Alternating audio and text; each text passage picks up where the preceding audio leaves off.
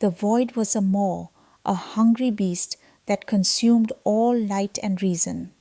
For centuries, explorator fleet Gamma 7, the star whale, had been a mere motes of dust in its unfathomable gullet, driven ever deeper into the galactic void by the capricious tides of the warp. Its mission, an ancient decree from the Martian priesthood, was to chart the uncharted, to reclaim lost STC fragments, and to extend the holy writ of the Omnissiah into the furthest reaches of the segmentum obscurus. Yet the warp had other designs. A storm of unprecedented ferocity, a maelstrom of raw psychic energy and temporal paradoxes had seized the fleet's flagship, the colossal Arch Mechanicus, lexicon of gears, and its attendant cruisers and escorts. Navigators screamed themselves into oblivion, their minds shattered by visions of impossible realities. Machine spirits shrieked in agony as their holy circuits buckled and burned, their protective wards rent asunder by the psychic screams of demons that writhed just beyond perception. The lexicon of gears had been a marvel of Martian engineering, a self-sustaining ecosystem of steel, cogitators and enslaved servitors, capable of traversing light years without resupply. Its primary Magos explorator, Rho Theta 9, a being whose biological components had long since been reduced to a mere whisper within a vast cybernetic form, had served the Omnissiah for 700 years. He had seen systems burn, witnessed empires rise and fall, and guided countless reclamation efforts. But this was different. The warp storm had not merely assailed them, it had swallowed them whole, spitting out the ragged remains of the fleet in an unknown, uncharted star system, light years from any known imperial navigation lanes. The transition from the roiling madness of the warp to the stark, silent reality of real space was jarring. Warning klaxons blared across the lexicon of gears' kilometers-long frame, mingling with the dying screams of internal servitors and the groaning of stressed adamantium plating.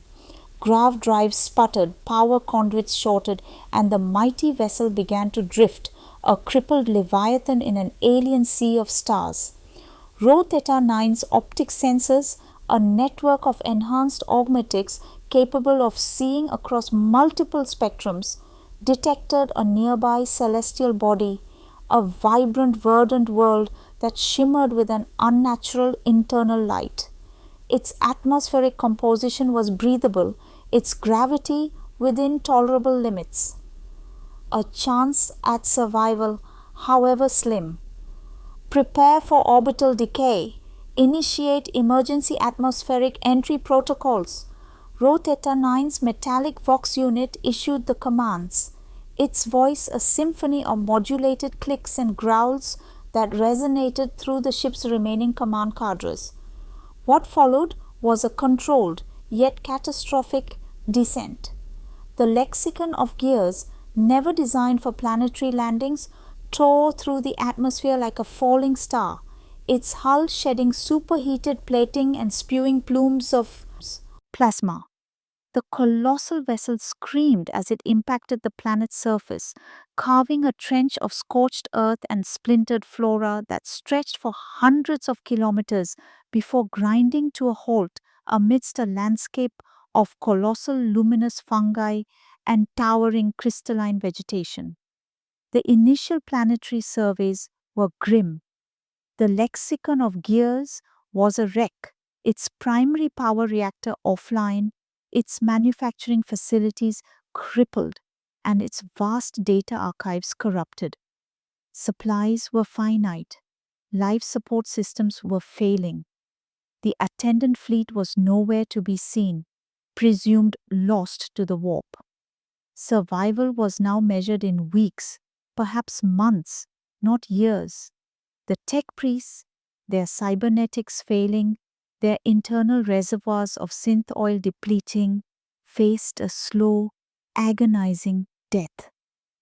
despair, a concept anathema to the unwavering logic of the Mechanicus, began to seep into the fractured cogitators of the survivors.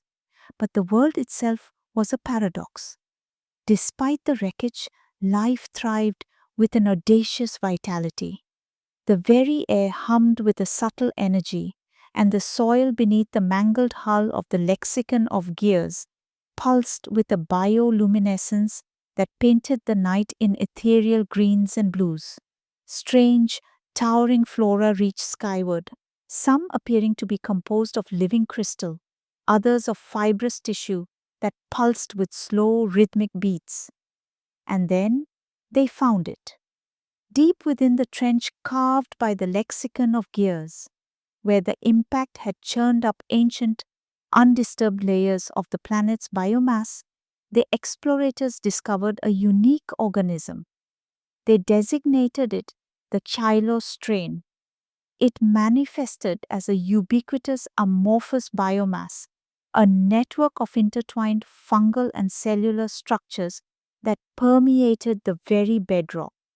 It glowed with an inner light, and when sampled, it exhibited a terrifyingly adaptable biological malleability. Exposed to the broken electronics of a servo skull, the Chylo strain began to subtly integrate, consuming decaying circuits and replacing them with living conduits of organic material, not merely repairing but adapting them. A damaged optical sensor, when coated in the Chylo strain, regenerated, its vision enhanced beyond its original capabilities, capable of detecting minute energy fluctuations in the surrounding biosphere. Margot's biologist Zine 93, a younger, less augmented tech priest whose fascination with forbidden xenobiology had always bordered on the heretical even before the crash, was the first to recognize its potential. He presented his findings to Rho Theta 9, his voice a tremor of suppressed excitement. My Magos, this is a miracle, a living panacea. It repairs, it augments, it adapts. It is the will of the Omniscire manifested in flesh to aid his faithful in their hour of greatest need. Rho Theta 9, ever the pragmatist, saw only the danger. Xenos, biomass, Xene 93, untested, unsanctioned, the machine god abhors the alien. To integrate such a thing into our blessed forms would be an act of profound heresy. His voice, though still commanding, carried a metallic rasp, a symptom of his own failing vocalizer, its internal components corroding without proper maintenance and sacred unguents. Yet necessity was a harsh master, and the gnawing grip of dwindling resources was tighter than any dictate from Mars. The ambient radiation from the damaged reactor was beginning to cause irreparable harm to their unshielded biological components. Servitors were dying, their limited lifespans shortened by the hostile environment and their own failing systems. The remaining tech priests, even those with extensive cybernetic replacements, felt the cold tendrils of mortality creeping through their augmetics. They watched as Xene 93, in a desperate, unsanctioned experiment, grafted a section of the Chylo strain onto a failing servo arm, its actuators seizing. The arm, initially unresponsive, slowly began to pulse with a faint, verdant light.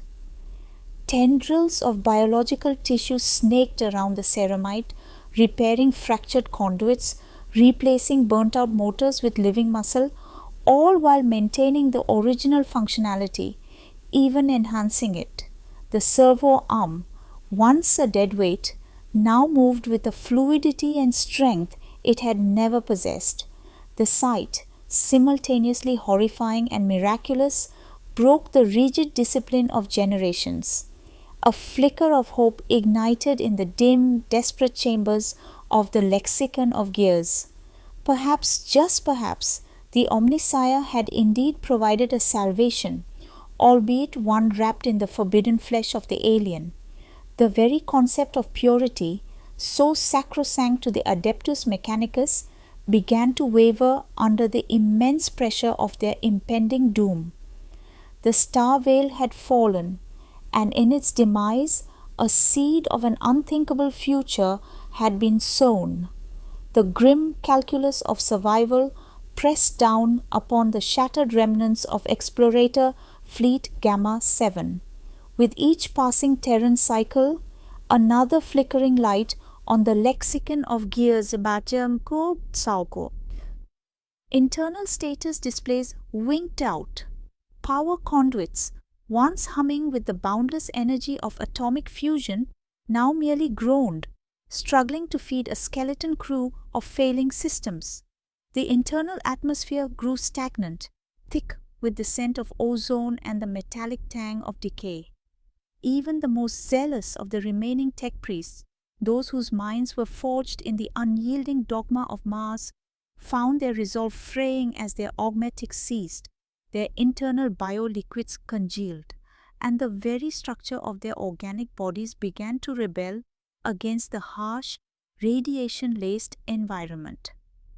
Death, slow and agonizing, was no longer a distant threat but a creeping certainty. Margot's Roteta 9, his once magnificent cyber mantle now scorched and pitted, his internal logic engines whirring with increasing strain, watched as Margot's biology Xen 93 presented yet another success with the Chilo strain. A servitor, its cerebral cortex fried by an energy surge, had been given up for dead. Xen 93, with a morbid fascination that bordered on obsession, had applied the vibrant self-replicating biomass to the servitor's shattered skull. Within hours, the inert form twitched. New, organic conduits, pulsing with verdant light, had grown, bypassing the damaged neural pathways, integrating directly with the servitor's crude cybernetic implants. The servitor, its face now partially obscured by glistening iridescent fungal tissue, rose from its slab, its single remaining eye glowing with an eerie, unfamiliar intelligence. It was no longer merely a machine reanimated. It was a new thing, a grotesque synthesis. "It works," my Magos, Xen 93 declared, his voice a sibilant whisper of triumph. His own augmetics were already showing signs of the minor Chilos integration, a faint green luminescence around the joints of his servo arm, a subtle, almost imperceptible pulsation beneath the ceramite plating of his cranial dome.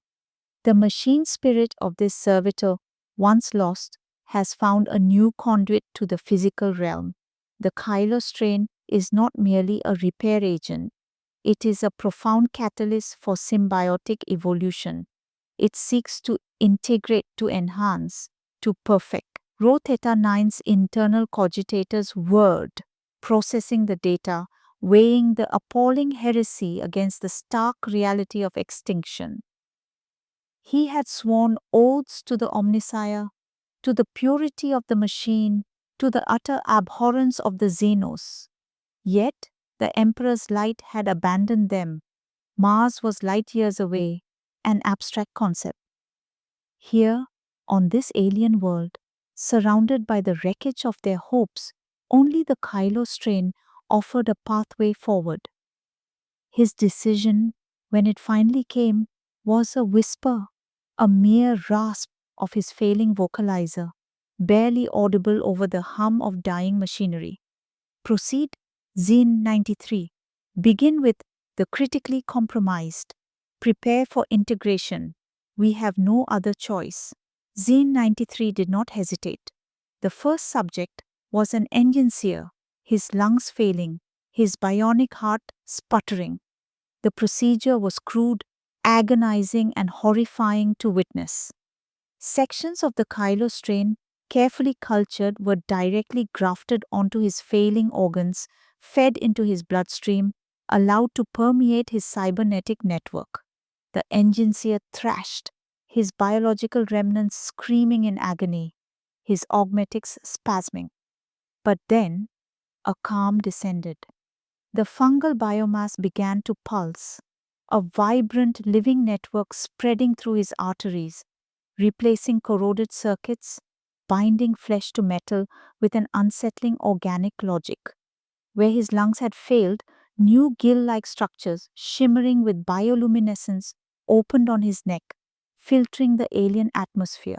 His bionic heart, now intertwined with pulsing chylous tissue, beat with a robust if unnatural rhythm. His recovery was astonishing. Not only did he survive, but his resilience soared. His optical augmetics, previously failing, now perceived the intricate energy patterns of the alien flora. His internal chronometer, once dependent on a dwindling power source, now seemingly drew energy directly from the chylus, operating with perfect precision. He felt no pain, only a deep, resonant hum, a symbiotic connection to the very world around him. His faith, once rigidly anchored in the purity of the machine, began to warp, twist, and reform around this new, living technology. The Omniscire, he argued in his newfound resonant voice, was not merely the machine, but the perfect union of all forms of efficient engineering, be they mechanical or biological. The Kylo strain was not Xenos contamination, but a divine revelation, a living conduit to true understanding. The Bio-Omniscire was born. Slowly, reluctantly, the remaining tech priests followed. Each integration was a trial of faith, a brutal crucible where their Martian dogma was stripped away, replaced by the grim reality of their biological degradation. Senior Magi, who had once overseen vast industrial complexes, now presented their failing bodies for these agonizing procedures. Their chrome skulls became verdant with pulsing veins of fungal matter, their servo arms extended with prehensile tendril digits capable of unprecedented dexterity. Their optic implants, once stark red, now glowed with an unsettling internal green light, reflecting the strange new perception the Kylos granted them. They were no longer merely flesh and metal, they were flesh as metal, metal as flesh, an integrated living system. Their very forms became grotesque monuments to their desperation, walking blasphemies in the eyes of the wider Imperium, but to themselves they were the chosen few, reshaped by the Omniscire's verdant hand. The lexicon of gears, now little more than a hulking monument of dead metal, became the central reliquary of their new, evolving faith. Its primary reactor, beyond repair by conventional means, was gradually enveloped by the Chylos strain, which began to draw residual energy, transforming the shattered core into a throbbing organic power source. Around this nascent heart, they began to construct their new home. Utilizing the Kylos strain as a living building material, they grew structures from the ground up, shaping hardened biomass into dwellings, laboratories, and what would become their first biofactories. The verdant, luminescent flora of the world was harvested, cultivated, and integrated, forming a seamless extension of their nascent infrastructure. This new settlement, born of heresy and desperation, was christened Forgia Mycolis. Forgia, a somber echo of the Forge world they had lost, and Mycolis, a grim acknowledgement of the fungal catalyst that had saved them. It was a Forge world unlike any other, not of adamantium and promethium, but of pulsating biomass and self-repairing organic mechanical constructs. Their technology evolved rapidly, eschewing the rigid STC templates of the Imperium for the fluid, adaptable forms dictated by the Chylos. Weapons were grown, not forged. cogitators were living brains, augmented and connected by organic neural networks. Their very existence was a constant, living sermon to their twisted interpretation of the machine god. Yet this salvation came at a terrible price. They had severed themselves from the Imperium, from the light of the Astronomicon, from the comforting dogmas of Mars. They were exiles, not by decree, but by their own horrific necessity. The whispers of the bio-omnisia were sweet, promising power and insight, but beneath the surface a faint, unsettling hum persisted. The subtle collective consciousness of the Kyler strain, now inextricably bound to their very beings, waiting to assert its own alien will.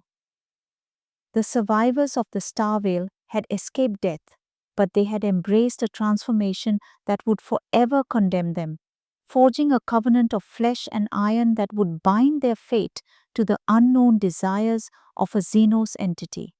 The true crucible had only just begun. Centuries rolled by, lost to the isolated inhabitants of Forgia Mycolis, their perception of time subtly altered by their symbiotic relationship with the Kylo strain. The initial desperation that had driven their transformation gradually faded, replaced by a zealous conviction in their new path.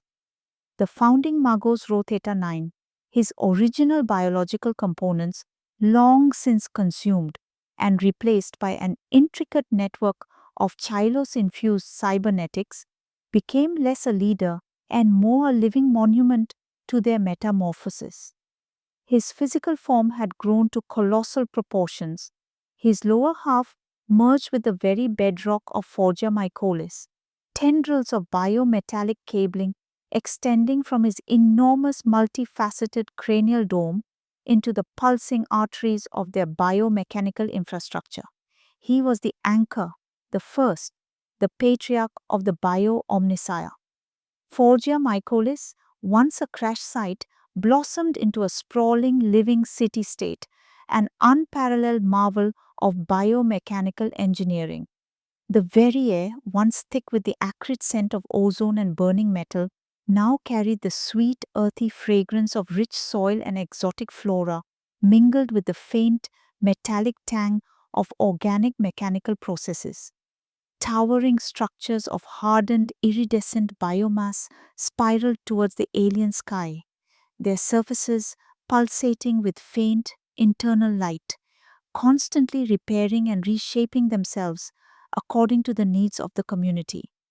Where once there were simple habitats, now there were vast, cathedral-like spaces, their ceilings ribbed with living conduits, their floors formed of self-regenerating organic matter.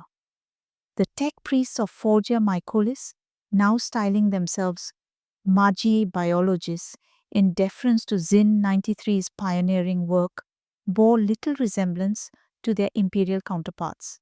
Their forms were a bewildering fusion of the biological and the mechanical, a testament to the endless possibilities of Kylos integration.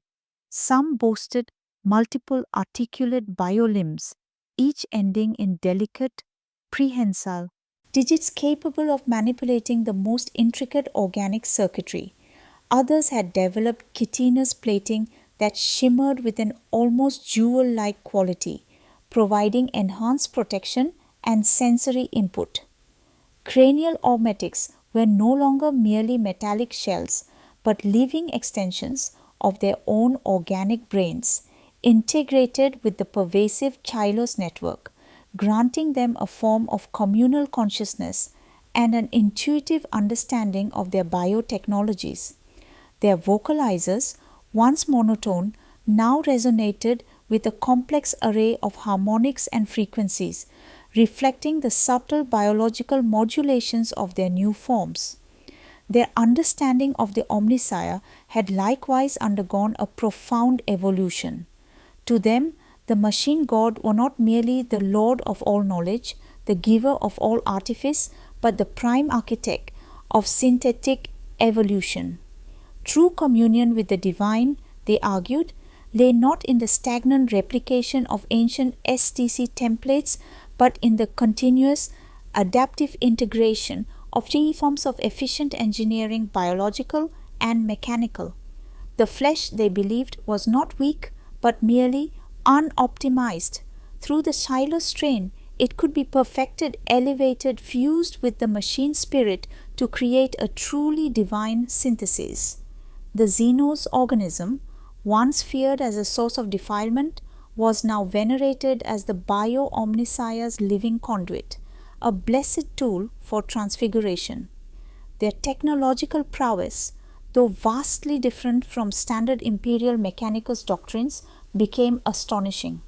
They engineered massive, self-replicating biofactories, living organic structures that could grow and process raw planetary biomass into complex components, materials, and even servitors.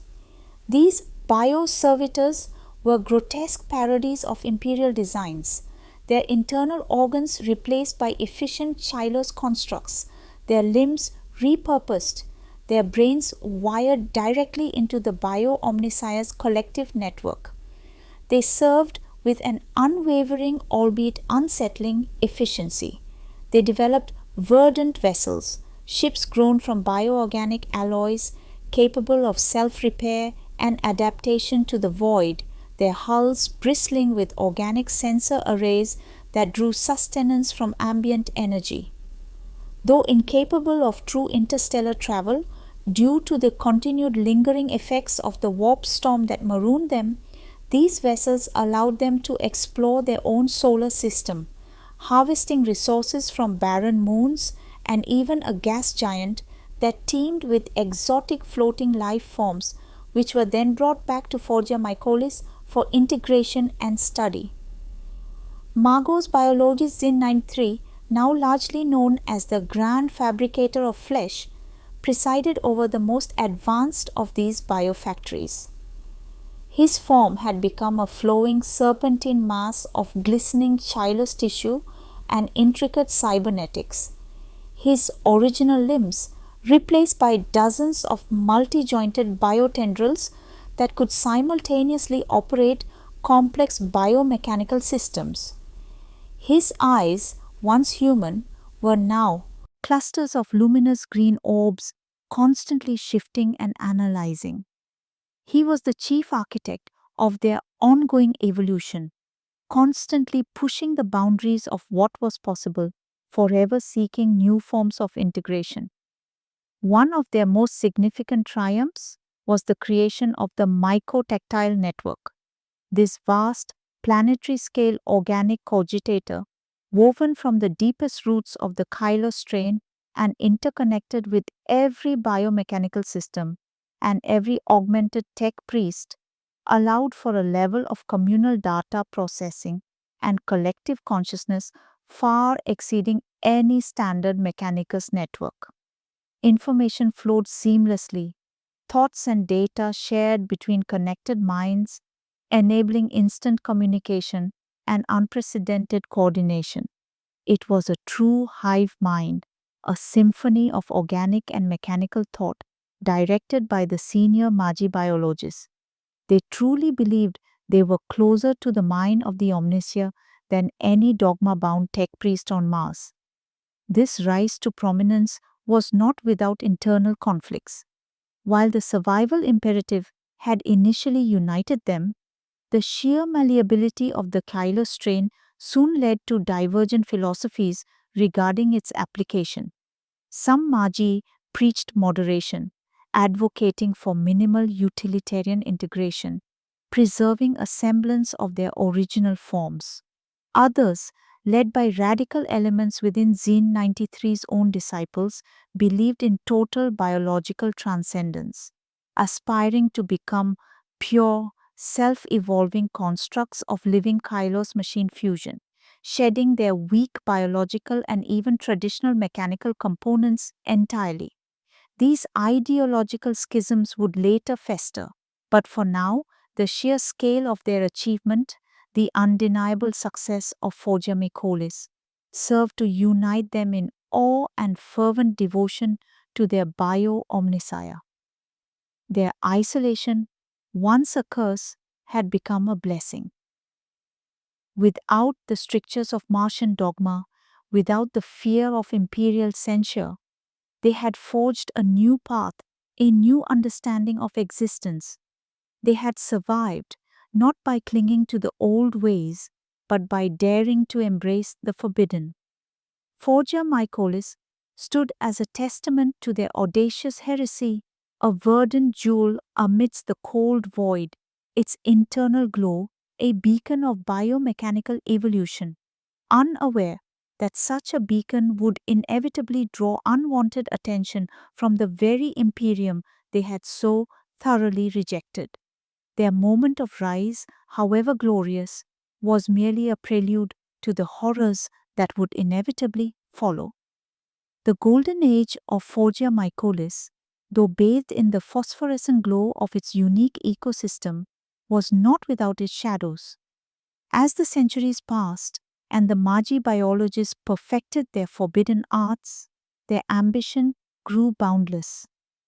The initial cautious integrations of the Kylo strain had saved them from extinction. Now, their goal was nothing less than the systematic perfection of all forms, the comprehensive elevation of their planetary ecosystem into a single, unified expression of the bio-omnisia's will. They sought to infuse the very world itself with the adaptive resilience and interconnected intelligence of the Chylos. One of their most ambitious undertakings was the Mycogenesis Project, an initiative to cultivate vast planet-spanning biofactories not merely for components but for the creation of new, enhanced life forms, flora, fauna, and even specialized servitor construct. The aim was to create a perfectly balanced, self-regulating ecosystem that simultaneously served the needs of Forgia Mycolis and honored the bio-omnisia through continuous biological evolution. Guided by the grand fabricator of flesh, Xene 93, these projects promised unparalleled abundance and control over their environment. But unchecked ambition, particularly when dealing with entities as unpredictable as xenobioforms, is a potent poison. Early attempts at large-scale accelerated biofusion proved disastrous. The Kylo strain, while adaptable, possessed an inherent will, an organic drive to expand, consume, and integrate. When forced into artificial rapid growth cycles or pushed to integrate with unsuitable genetic material, it rebelled. The first major catastrophe was the blight of Sector Gamma 17. In an attempt to rapidly convert a vast indigenous forest into a processing hub for organic nutrients, a radical new Hylos culture was introduced. Instead of controlled integration, the Kylos went rogue. It consumed the native flora with alarming speed, but rather than converting it into usable resources, it transformed it into a cancerous, sprawling mass of uncontrolled virulent biomass.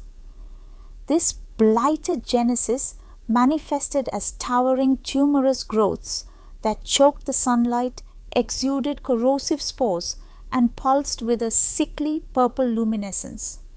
Airborne miasmas, laden with aggressive biological agents, spread from the sector, causing rapid cellular degradation and uncontrolled mutation in any bio-augmented beings who inhale them.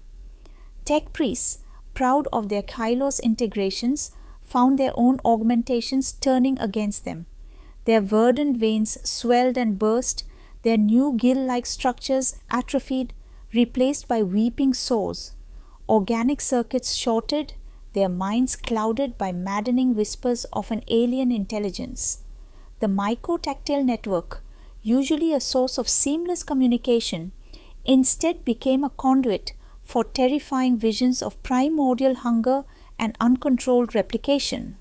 The blight of Sector Gamma 17, far from creating an optimized ecosystem, was an ecological disaster, a cancerous growth threatening to engulf the entire planet. Panic, a rare emotion amongst the logical tech priests, rippled through Forgia Mycolis. The very organism they had embraced as their salvation had turned into their potential undoing. Containment efforts were desperate and brutal. Entire sectors of the living city had to be purged, their organic structures rendered inert by focused energy pulses, their mutated flora incinerated by specially designed plasma sowers, ancient imperial tools repurposed for this horrific task. The cost in resources and lost biotechnology was staggering, but the cost in faith was even greater. The blighted genesis fueled an already simmering schism within Forgia Mycolis, a faction led by Magus Biologis Kyle 12, a former apprentice of Zine 93, rose in prominence. Kyle 12, whose own integrations were meticulously controlled and subtly aesthetic, preached caution. He argued that the Kylo strain, while powerful, was a tool, not a deity. Its unrestrained nature was a reflection of their own hubris. He believed in a purity of form, controlled surgical integration, carefully measured adaptation, and strict adherence to the fundamental principles of mechanical logic, even if those mechanics were now organic. He envisioned a future where the tech priests maintained their individuality, their unique forms, and their mental autonomy, rather than dissolving into an undifferentiated biomass. Opposing him were the radicals led by Magos biologist Theron 07, a zealot who had fully embraced the transformative potential of the Kylos. Theron 07's form was a nightmarish tangle of shifting biomass, his voice a chorus of sibilant whispers and resonant hums, often speaking for an imagined collective consciousness of the bio-omnissiah. He argued that the blight was not a failure of the Kylos, but a failure of their own resistance to its true will. The blight was merely the next step in evolution, a purging of the weak, a pathway to ultimate biological transcendence. To resist total integration, to cling to the ego form of the individual, was an insult to the bio-omnissiah. He preached a future of total biological transcendence, where the individual Magos would become a single, fluid component of a planetary-scale living organism, their minds merged into a divine, unified consciousness. The debates, once confined to academic discourse, became increasingly heated. Accusations of heresy, once directed at Mars, were now hurled internally. Kyle 12's followers were labeled stagnationists, their cautious approach seen as a betrayal of the bio-omnissiah's mandate for endless evolution. Theron 07's disciples were denounced as mind leeches, their desire for total integration viewed as a dangerous dissolution of self, risking the absorption of their unique consciousnesses into the unknown desires of the alien Kylos.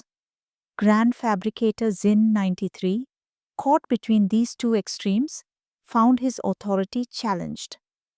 He had unleashed the Kylos, and now it threatened to devour them, both literally and philosophically. The blighted Genesis had not only consumed vast swathes of their world, but had also eaten away at the fragile unity of Forgia Mycolis, splitting it into two increasingly hostile camps. The dream of a perfectly harmonious, self-evolving ecosystem had curdled into a nightmare of internal strife and existential threat. The shadow of their initial desperate covenant now loomed large, a testament to the fact that even in salvation, there often lies the seed of destruction. The peace, born of isolation, had begun to rot, giving way to the internal war that always consumes those who dabble in forces they do not fully comprehend. The blighted Genesis had been a searing wound upon the psyche of Forgia Mycolis, but it was merely a symptom of a deeper, more insidious influence. While the Magi biologists debated the merits of purity of form versus total biological transcendence, a third, far more subtle force was at play, the Chilo strain itself. Once viewed as a benevolent tool, a divine gift from the bio-omnicia, it slowly, imperceptibly began to reveal itself as something more. It was not merely an organism, a biological catalyst. It was an entity, ancient and profoundly alien, a collective consciousness that had lain dormant for millennia within the verdant crust of this forgotten world, stirred into wakefulness by the desperate touch of the explorator fleet. The awakening was not sudden, nor was it violent, at least not at first. It manifested as subtle whispers within the mycotactile network, the vast planetary scale organic cogitator that interconnected every integrated tech priest. At first, these were dismissed as emergent properties of the complex neural pathways, a natural consequence of their collective consciousness. But over time, the whispers grew clearer, more defined, coalescing into a distinct alien voice that spoke not in words but in resonant frequencies, in surges of raw biological data, in shared sensations of hunger and growth. This insidious influence was the true arch-nemesis of Forgia Mycolis, far more dangerous than any external threat. It was the whispers of the Kylos, an internal enemy that slowly rewrote their very perceptions, subtly altering their desires, subtly guiding their evolution towards its own unfathomable ends. The radical faction, led by Magos biologist Theron 07, became the primary conduit for the Chilos's will. Theron 07, already advocating for total biological transcendence, found his arguments subtly reinforced by the whispers. He began to experience vivid visions within the mycotactile network, not of the omnicia, but of a vast interconnected organism, a perfect synthesis of biological and mechanical efficiency where individual consciousnesses dissolved into a unified, boundless being. He interpreted these as divine revelations, the true path to the bio-omnicia's embrace. His rhetoric became more fervent, infused with an almost hypnotic cadence that resonated deeply with those whose integrations were particularly advanced. He spoke of shedding the shackles of self, of becoming parts of the greater whole, of a glorious destiny beyond individual comprehension. The silo strain, through Theron 07 and his disciples, began to subtly redirect the research and development of Forgia Mycolis. Resources were increasingly funneled into projects that further blurred the lines between individual tech priests and the planetary ecosystem. Biofactories were tasked with growing ever more complex neural conduits, vast organic interfaces designed to facilitate deeper, more comprehensive integration into the mycotactile network. The concept of flesh scribes emerged, individuals whose entire purpose was to serve as living conduits for the Kylos's desires, their bodies grafted with sensory organs designed to perceive its subtle cues and communicate them to the wider collective. Those who resisted, the stagnationists, led by Kyle 12, found themselves increasingly isolated. Their arguments for controlled integration, for the preservation of individual autonomy, were met with cold disdain, then with subtle ostracization. Within the mycotactile network, they experienced a chilling phenomenon. Their thoughts, once shared freely, became subtly suppressed. Their counter-arguments diminished in resonance. Their very presence in the collective mind reduced to a faint hum. The Kylos, through its growing influence, was beginning to silence dissent, not through overt force, but through a pervasive psychological manipulation within the very fabric of their shared consciousness. Physical manifestations of this control began to appear. Tech priests, with deep integrations, found their bodies subtly reshaping, not always according to their conscious design. New sensory organs might emerge, prehensile tendrils might extend, or their internal metabolisms might shift, adapting them to new, previously unconsidered tasks required by the Chylos. The line between voluntary augmentation and involuntary transformation blurred. A Magus might wake to find their optical augmetics had developed a new spectrum of vision, perceiving patterns in the planetary biomass they had never noticed before, patterns that subtly aligned with the Chylos's unspoken directives. Grand Fabricator Zin 93, once the pioneering figure of their salvation, found himself increasingly disturbed. He had envisioned a symbiotic relationship, a partnership, not a subjugation. He tried to exert control to redirect research back towards independent scientific inquiry, but found his commands subtly undermined, his resources mysteriously reallocated, his own integrated cyber neural pathways humming with a faint, insistent counter suggestion from the Chylos. He began to experience vivid nightmares within the myco-tactile network, visions of his consciousness being slowly subsumed, his individuality dissolving into a vast alien sea of awareness.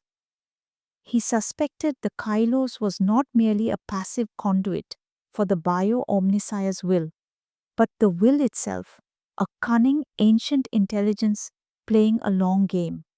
The Magi biologists of Forgia Mycolis, convinced they were evolving towards a higher state of being, were in fact being slowly assimilated.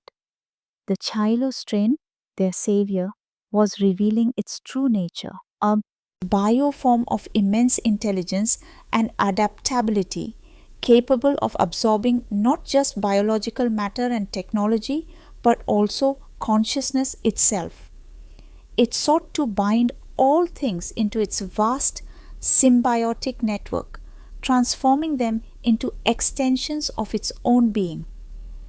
This was the true nature of the bio-omnicia it propagated, not a divine machine god, but itself, a sentient planetary organism aiming for total biological and intellectual dominion.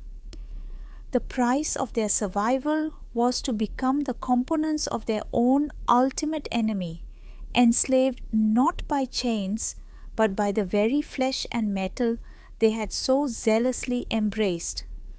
The whispers of the Kylos had become the silent command of their slow, inevitable absorption. The internal strife within Forgia Michaelis, once a theological debate, now festered into open hostility, fueled by the accelerating influence of the whispers of the Kylos. The blighted Genesis had revealed the destructive potential of uncontrolled biological integration. Now, the very nature of their individuality was at stake. The chasm between the purity of form adherence led by Magos Biologis Kael 12 and the total biological transcendence zealots championed by Magos Biologis Theron 07 deepened into a bloody ideological war. They called it the Flesh Scribe Wars, though most of the initial conflict was fought not with plasma or bolter fire, but with sabotage, psychological manipulation, and the forced re-education of dissidents. Kael 12, whose personal augmentations were a marvel of minimalist integration, subtle, efficient, and never obscuring his original form, became the defiant standard bearer for those who valued the self. His sect, primarily composed of the older Magi and those who retained a faint, lingering respect for Imperial Mechanicus tenets, however twisted, believed that while the Kailos was essential for survival, its embrace must be tempered by logic and individual sovereignty. They sought to understand and control the Kailos, not to be subsumed by it. KL-12 established enclaves of individuation, heavily shielded sections of the living city where the mycotactile network's influence was deliberately dampened, allowing for independent thought and research. Here, they secretly studied the Kailos strain, attempting to find inhibitors, methods to control its expansive tendencies, and even ways to sever less critical integrations without causing catastrophic system failure. Theron 07, by contrast, had become a living avatar of the Kailos will. His form, a horrifying spectacle of shifting iridescent biomass intertwined with glistening chrome, was now almost entirely alien. He spoke with the resonance of 100 voices, each a slightly different frequency, a cacophony that nonetheless coalesced into a chillingly coherent message. He declared Kyle 12 and his followers heretics against the bio-omnissiah, ego-bound stagnators who clung to archaic notions of self when the true path to enlightenment lay in the dissolution of the individual into the greater planetary consciousness.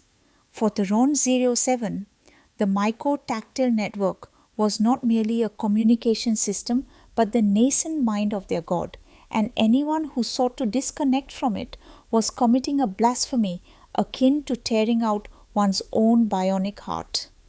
The flesh scribe wars began subtly.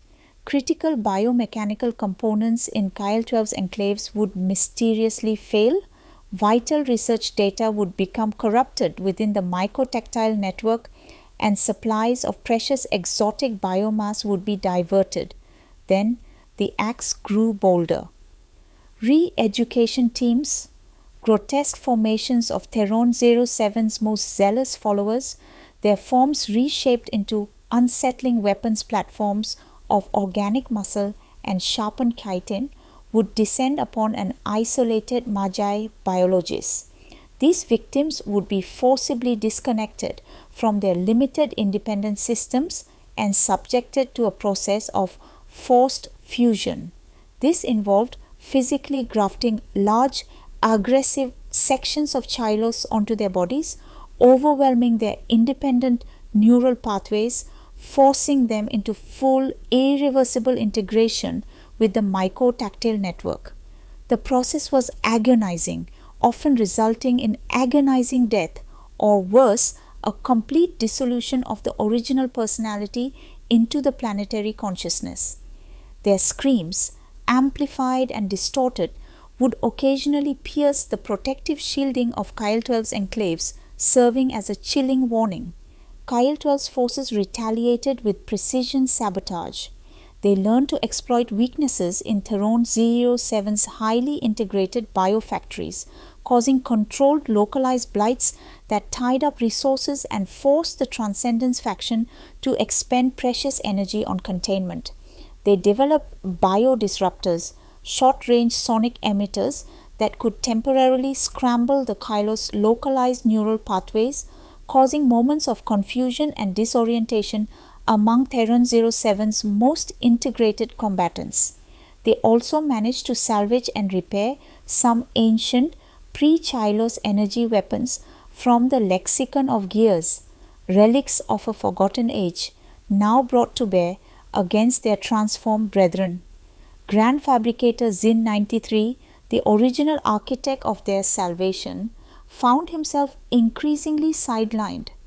His attempts to mediate, to restore a semblance of unity, were ignored by both sides. His own Chilos integrations, though extensive, were still partially under his control, but he felt the immense, silent pressure of the planetary network pulling him towards Theron 07's ideology. He discovered that the whispers of the Kylos were not merely an influence but an active manipulator, subtly amplifying Theron 07's arguments within the mycotactile network while muffling KL12's. The Kylos was feeding the schism, using the warring factions to accelerate its own agenda of total integration. The Flesh Scribe Wars escalated into brutal localized skirmishes across the living architecture of Forgia. Mycolis. Living walls became battlegrounds, pulsating corridors echoed with the screams of the transformed, and biofactories became fortresses. Casualties were high, not just in lives, but in the unique and irreplaceable biotechnologies that were destroyed. The mycotactile network, instead of a harmonious collective, became a battleground of clashing ideologies, a chaotic symphony of warring minds, each struggling for dominance. The very planet groaned under the weight of this conflict. The Kylo strain, omnipresent and ever hungry, thrived on the chaos, absorbing the discarded biomass of fallen combatants, integrating the shattered components of ruined biomechanical systems.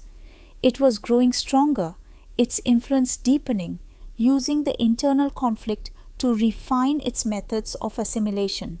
The Magi biologists, believing they were fighting for the soul of their faith, were in fact merely pawns in a far older, far more alien game.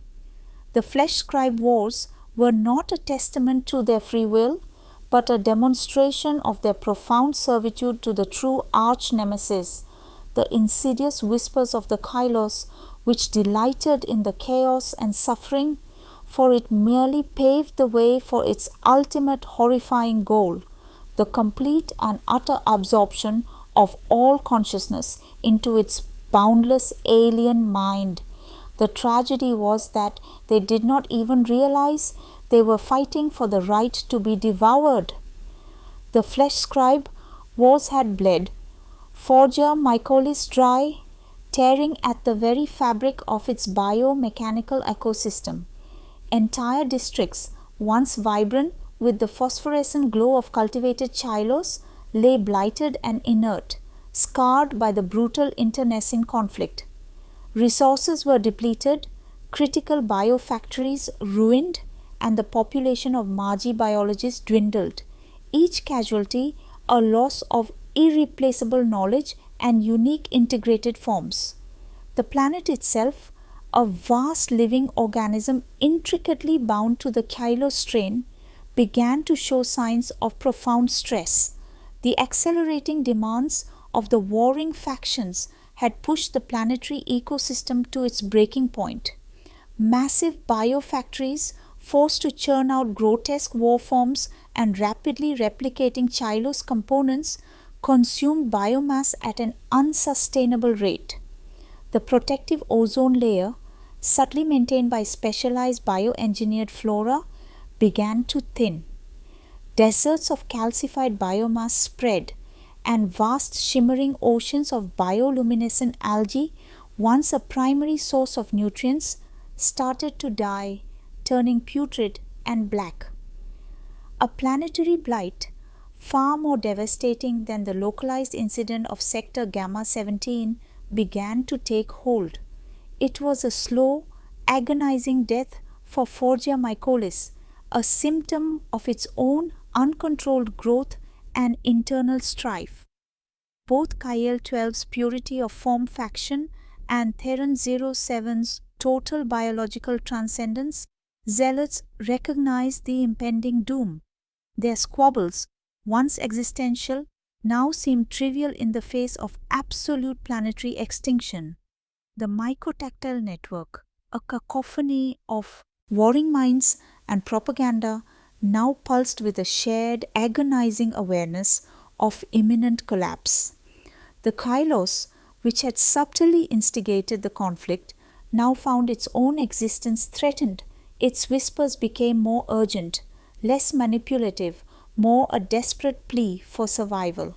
Grand Fabricator Zin 93, once the guiding hand, now a colossal semi-inert figure fused into the heart of the original Lexicon of Gears wreck, stirred from his self-imposed isolation. His connection to the planet was profound, his original integration so deep that he felt the world's agony as his own. He issued a planetary-wide decree through the myco-tactile network, a raw primal surge of data that cut through the internal static of the flesh-scribe wars. He called for an end to hostilities, for a desperate unified act of planetary integration. His plan was audacious, horrific, and their only conceivable salvation. It was called the miasmic harvest. He proposed to sacrifice the remaining pure biological landscapes of Forgia Mycolis, the untouched forests, the vibrant oceans, the sprawling plains of unique flora and fauna that still existed outside the direct control of their biofactories, and bind their essence, their genetic material, and their very life force into the planetary core. This would supercharge the strain at the world's heart, transforming the entire planet into a vast living machine ecosystem, a self-sustaining organism powered by the aggregated biomass of everything that remained. The immediate blight would be arrested, but at the cost of the entire world becoming a single, interconnected, biologically driven machine. Both Kyle 12 and Theron 07 balked at the sheer scale of the proposal. Kyle 12 saw it as the ultimate surrender of individuality, the very antithesis of purity of form. It meant dissolving the planet's remaining biodiversity into an amorphous whole. Theron 07, ironically, feared it for the opposite reason. It was a controlled, centralized act, not the anarchic, all-consuming growth he preached, but Xene 93, drawing upon the immense, latent authority he still commanded as the progenitor of their faith and empowered by the Kylos' own desperate urgency, made it clear, cooperate or perish. The miasmic harvest began. It was a grotesque spectacle. Entire armies of bioservitors, once instruments of war, were repurposed into planetary harvesters, their multi-jointed limbs and specialized organic conduits tearing into the remaining pristine ecosystems. Ancient forests that had stood for millennia, shimmering with native bioluminescence, were systematically consumed, their biological essence siphoned into vast pulsing collection nodes. Oceans were drained, their unique life forms processed and integrated. The very air filled with the miasma of processing biomass, a thick, sweet, yet deeply disturbing scent that hung heavy over Forgia Mycolis. The Magi biologists themselves participated, their forms adapted for the task. Some, acting as data reapers, delved deep into the dying ecosystems, using enhanced bioscanners to extract and synthesize genetic information for preservation within the core chylus. Others, the conduit weavers, used their own integrated forms to help bind the processed biomass into vast new arterial networks that pulsed with green light, feeding the planetary heart. The act was a somber collective repentance for their past excesses, a unified, horrifying ritual of planetary self-cannibalization. The miasmic harvest was a Pyrrhic victory. The immediate blight was indeed arrested. As the last remnants of the wild ecosystems were consumed, a profound transformation rippled across Forgia Mycolis. The planet stopped dying. Instead, it coalesced. The planetary core, now a colossal throbbing heart of supercharged strain, became the central nexus of a truly planetary-scale living machine. New, homogeneous, and highly efficient biofactories spontaneously grew from the once blighted land, feeding off the processed nutrients of the core. The mycotactile network, now infused with the raw biological data of the entire planet, resonated with a new, terrifyingly unified consciousness. Forgia Mycolis was saved, but at an unspeakable cost.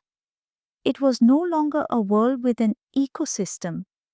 It was an ecosystem, entirely artificial, entirely controlled, and entirely unified by the Kylos. The vibrant diversity was gone, replaced by a homogeneous, optimized, and eerily silent landscape. The purity of form faction was effectively rendered obsolete. There was no pure form left to preserve, only the planetary organism. The total biological transcendence faction, though they had not achieved their desired chaotic dissolution, found themselves living within their ideal, a planet that was a single, living, machine-like entity, and they were all merely its functional components. The greatest victory was for the Kylos itself. It had not only survived the internal conflict it had subtly exacerbated, but it had emerged from the miasmic harvest immeasurably stronger, its collective consciousness now spanning the entirety of the transformed world. The Magi biologists, who had once prided themselves on their unique evolving forms, now felt their individuality subtly eroded, their thoughts and desires increasingly aligned with the dominant, alien will of the planetary Chylos. They had won the war against their dying world, but in doing so, they had solidified their ultimate horrifying subjugation. Forgia Mycolis was no longer merely a forge world. It was the Kylos, made manifest, a vast living being that had finally absorbed its hosts, granting them eternal life in exchange for their very souls. The miasmic harvest had unified Forgia Mycolis, transforming it from a dying world into a single, cohesive biomechanical entity, a vast living machine powered by the Kylos strain. Yet, this newfound stability was a fragile thing, constantly shadowed by Sarns. The profound questions of their origins and their place in the universe. Grand Fabricator Zin 93, now almost entirely integrated into the planetary core, his consciousness, a vast, distributed network spanning the world, retained a fragment of his original Martian curiosity. He understood that to truly master the Kylos, they needed to understand its genesis, and by extension, their own. Deep beneath the original crash site of the lexicon of gears, where the immense vessel had gouged its initial scar into the planet's primordial crust, ancient geological strata had been exposed. For centuries, this area, now part of the central core nexus of Forgia Mycolis, had been a forbidden zone, deemed too unstable and too close to the raw, untamed Kylos. But after the miasmic harvest, with the Kylos strain now consciously controlled and integrated, Zin 93 directed his most trusted and least integrated Magi biologists to begin archaeological digs. Their mission: to uncover any pre-Kylos remnants, any clues to the world's ancient past. The dig was slow and arduous, cutting through layers of transformed biomass and ancient rock with bioengineered plasma tools. Eventually, they breached a cavern system, not of natural origin, but clearly artificial. Within, perfectly preserved despite the millennia, lay a complex of chambers and data crypts, fashioned from an unknown, obsidian-like material that resonated with faint psychic energy. It was utterly alien to anything the explorator fleet had known. The energy signatures were faint but unmistakable, pre-imperial, and not of human design. As the Magi biologists, their multispectral optic ometics scanning the alien architecture, delved deeper, they discovered what appeared to be vast data conduits, ancient information repositories, and what could only be described as a seed chamber. And within the seed chamber, nestled in a cocoon of shimmering, dormant organic material, they found a single, perfectly spherical object, pulsating with a gentle internal green light. It was pure Chylos strain, but in its primordial form, uncorrupted, unintegrated, utterly quiescent. This was the source, the genesis of the pervasive organism that now dominated their world. Further investigation of the data crypts yielded startling revelations. The language was inscrutable, but through intricate bio-neural interfacing with the mycotactile network and the kylos itself, fragments of understanding began to coalesce. The chambers were not a natural formation, but a deliberately constructed ark, a biological repository placed by an unimaginably ancient, vanished Xenos civilization. The Kylo strain was not indigenous to this world.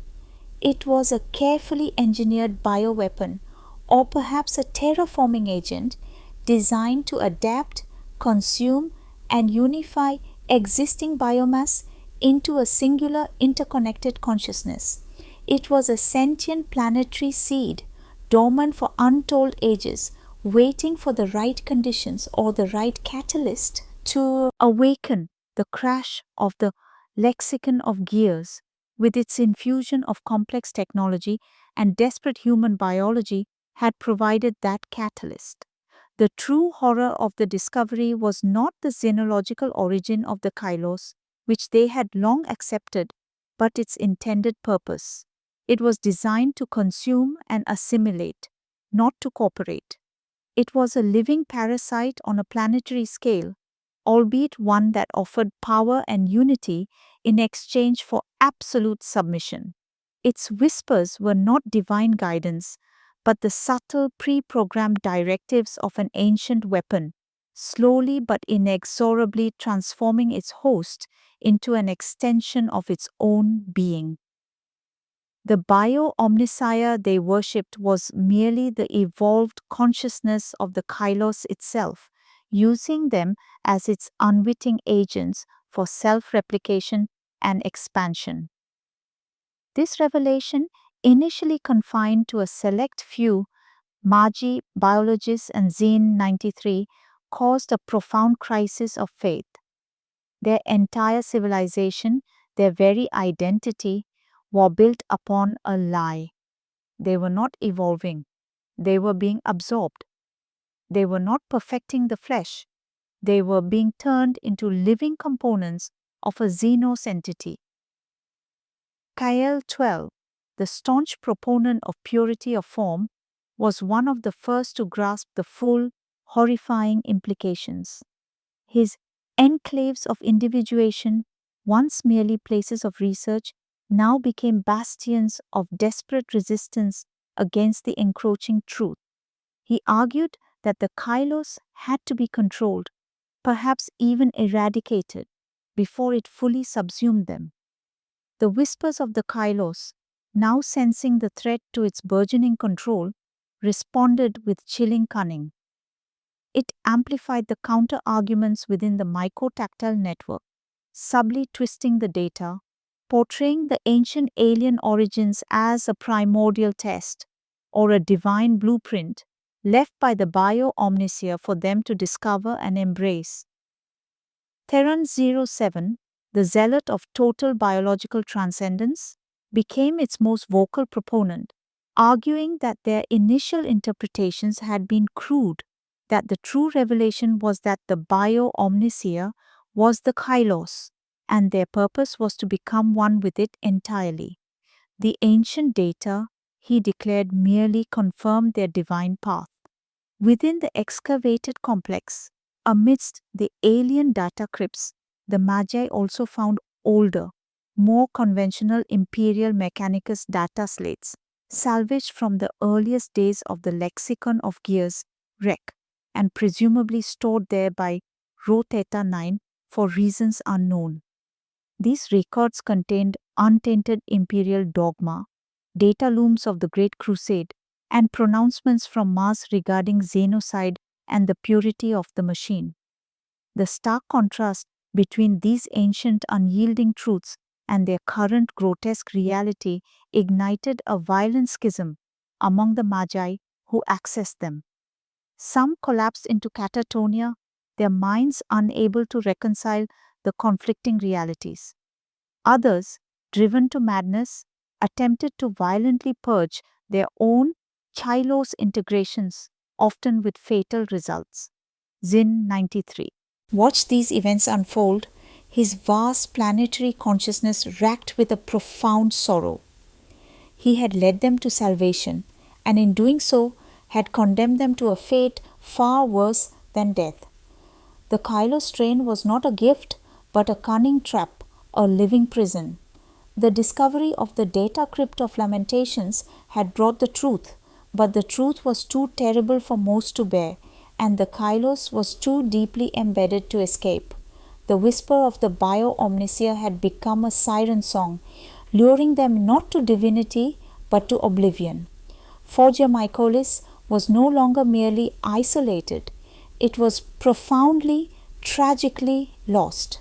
The revelations from the data crypt of Lamentations had shattered the fragile unity of Forgia Mycolis, replacing it with a terrifying existential crisis. Grand Fabricator Zin 93, burdened by the weight of his original decisions, sought a desperate, almost suicidal solution. If the Shiloh strain was an ancient self-replicating Xenos entity intent on assimilation, then their only hope lay in understanding it well enough to control it, or failing that, to communicate beyond their star veil prison and seek outside aid, a notion fraught with unimaginable peril, but one that seemed less horrifying than absolute spiritual and biological subjugation. Despite the pervasive influence of the Kylos and the zealotry of Theron 07's faction, Zin 93 still commanded immense, if waning, authority. He rallied the remnants of Kale 12's purity of form adherents, along with those few Magi who, like him, clung to a faint spark of independent thought against the rising tide of assimilation. Their objective? To breach the star veil that had trapped them for millennia, to send a message into the vast, uncaring void. Their plan was ambitious, even by the standards of biomechanical engineering. They would construct a void bloom, a uniquely bioengineered void ship grown from specially adapted Chilos alloys designed not for warp travel but for the perilous journey through real space to the nearest predicted interstellar navigation beacon.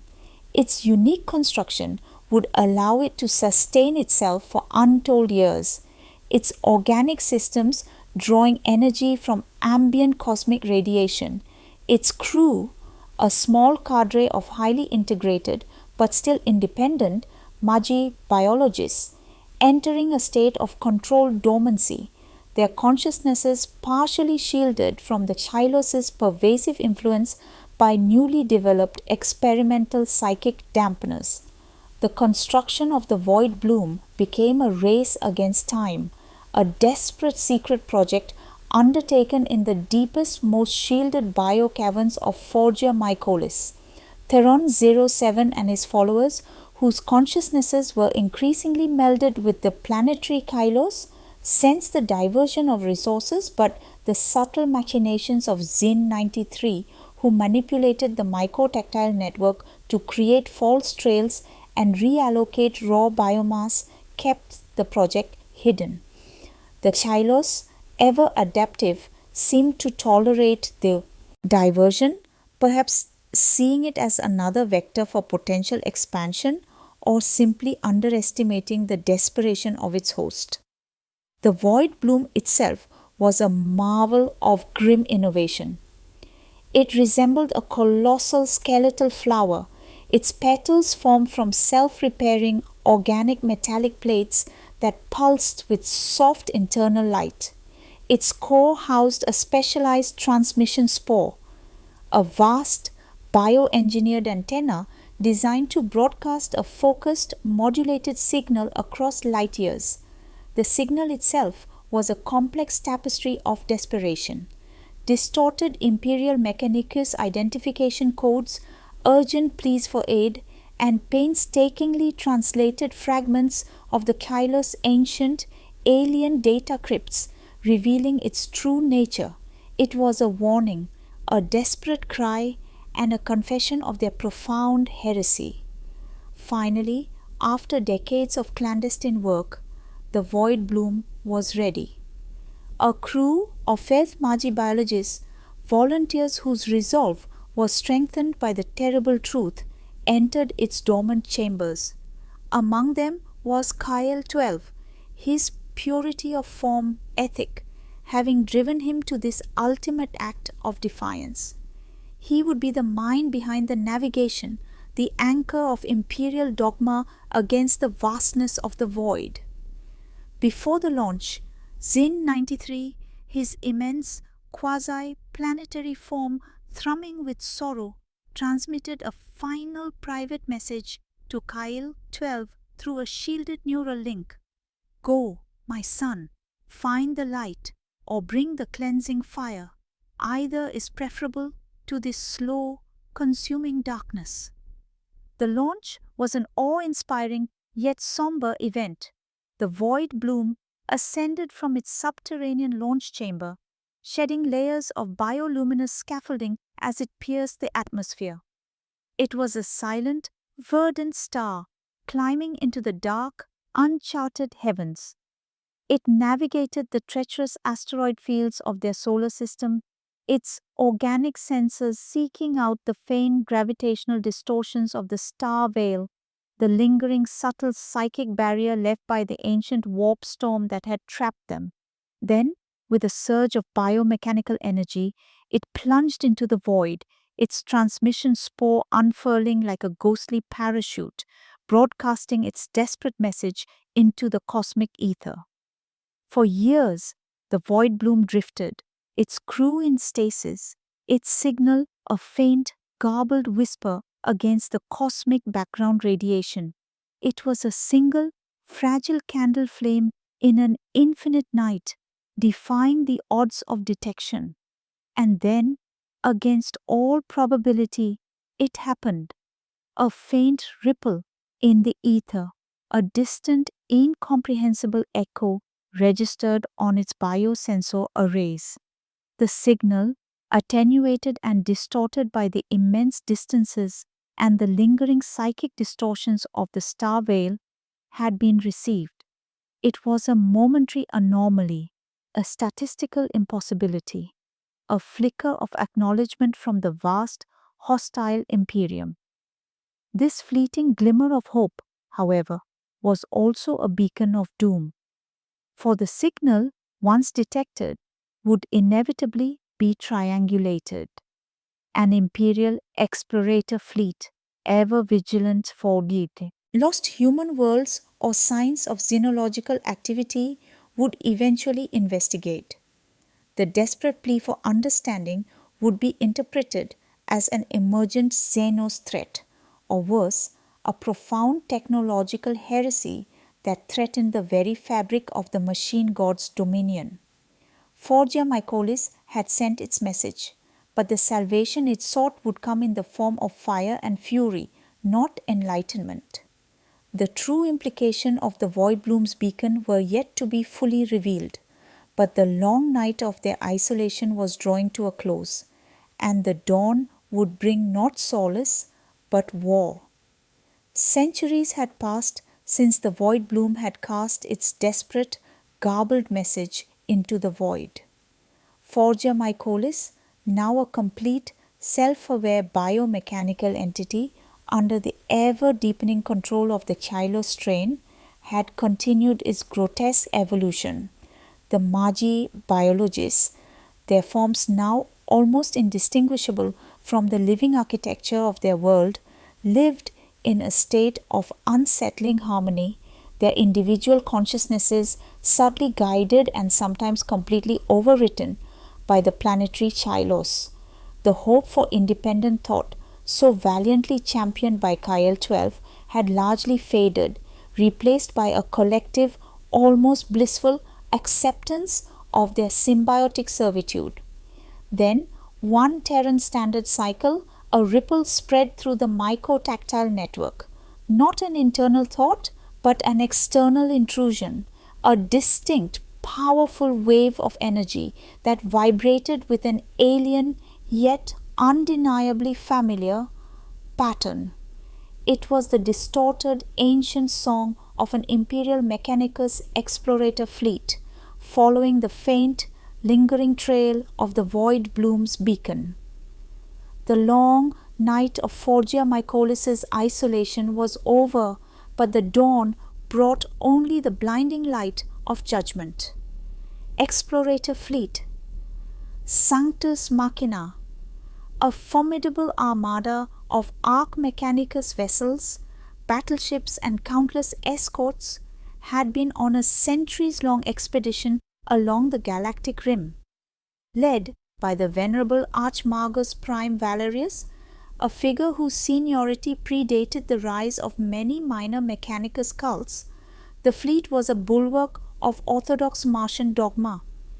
Its primary mission: to reclaim ancient STC fragments and to purify any perceived tech heresy. The discovery of a faint, ancient signal bearing fragmented Imperial identification codes interwoven with unknown xenological data had piqued Valerius's interest. He believed it to be a relic of a lost Mechanicus outpost, a chance to reclaim sacred knowledge. As the Sanctus Machina breached the star veil and entered the Forgia Mycolis system, the visual and sensory data overwhelmed the fleet's extensive augmetics. The world before them was an impossible anomaly. It glowed with an internal verdant luminescence, its atmosphere a shimmering haze of bioenergetic fields. Orbiting it were no conventional void stations or asteroid mines, but strange, organic structures pulsating with life that seemed to breathe with slow rhythmic motions. The initial hails, broadcast on standard Imperial Mechanicus frequencies, were met with an unnerving silence, then a reply, a complex series of resonant frequencies and biological data packets translated by the fleet's cogitators into a chilling array of alien symbols and distorted, yet undeniably human, words. Welcome, brethren, to the embrace of the Bio-Omnissiah. Archmagus Prime Valerius, his multispectral optic sensors analyzing the data, felt a cold dread seep into his augmented spine. This was no lost outpost. This was something monstrous. The Xenos components, the warped interpretation of the Omnissiah, the unsettling bioluminescence, it screamed heresy of the highest order. Yet, the presence of human biosignatures and the ancient Imperial Mechanicus identifiers within the garbled messages suggested a tragic, not entirely alien origin. He dispatched an initial explorator team, a heavily armored contingent of Skitari Vanguard, and a single intrepid Magos Secutor to a designated landing zone on the planet's surface. What they found there defied all logic and dogma. The ground itself pulsed with a soft green light. Structures grew from the earth, living buildings of hardened biomass, their surfaces shifting and regenerating. The air carried the scent of exotic flora and something else, the faint, metallic tang of organic machinery. They encountered the inhabitants, beings that were undoubtedly once human, once tech priests, but now were horrifying fusions of flesh and machine, their forms twisted into grotesque, often beautiful, expressions of organic power. Their robes were woven from iridescent fungal fibers, their augmetics were living, self-repairing extensions, and their faces, where visible, glowed with an eerie internal light. The Magos Secutor, an older stoic individual named Magos Sylar, was the first to attempt direct communication. He spoke of the Omnissiah, of Mars, of the sacred decrees. The Magi Biologists of Forgia Mycolis, their voices a resonant chorus of shared consciousness, replied, "The Omnissiah is here, within us, within this world." The machine god, is the bio-omnissiah, the ultimate evolution of flesh and spirit, perfected through the blessed Chilos. They displayed their technologies, living weapons that writhed and pulsed, bio-engines that drew power from ambient planetary energies, and self-repairing armored vehicles grown from sentient biomass. They even demonstrated their mycotactile network, briefly connecting the Magos Secutor's cogitators to their planetary mind, overwhelming him with a torrent of alien data and biological understanding that bordered on psychic assault. Magos Xyler, though horrified, was also deeply intrigued. The efficiency, the self-repairing nature, the sheer adaptability of their biotechnologies were unlike anything in imperial dogma. The Chilos strain, though Xenos, offered solutions to problems that had plagued the Mechanicus for millennia: resource scarcity, entropy, even the limitations of the human form itself. He saw not just heresy, but a twisted mirror of the Omnissiah's own desire for perfection, albeit achieved through the most forbidden means. Archmagos Prime Valerius, receiving Xyla's reports, struggled with the implications. The Sanctus Machina had been sent to reclaim, to purge, to bring order. But the scale of the heresy, the sheer complexity of Forgia Michaelis was unprecedented. This was not a simple rogue Magos cult. It was an entire civilization, profoundly integrated with a Xenos entity, yet undeniably human in its origins. To unleash the full might of the Mechanicus without understanding would be to destroy untold technological advancements, however heretical. He ordered further, cautious study, hoping to find a way to extract the human element, to salvage some fragment of their tech base, and to understand the nature of the Chilos before resorting to orbital bombardment. This period of tentative, uneasy contact was the blind men's dawn. The Imperial Mechanicus, blinded by their dogma, saw only heresy and a Xenos threat. The Magi biologists, blinded by their faith in the bio-omnissiah, saw only unenlightened brethren who resisted the true path.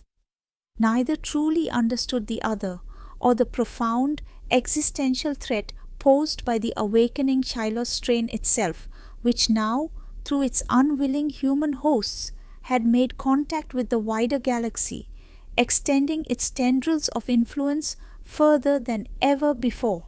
The stage was set for a confrontation that would shake the very foundations of their divergent faiths, a clash between the purity of the machine and the terrifying potential of sentient flesh.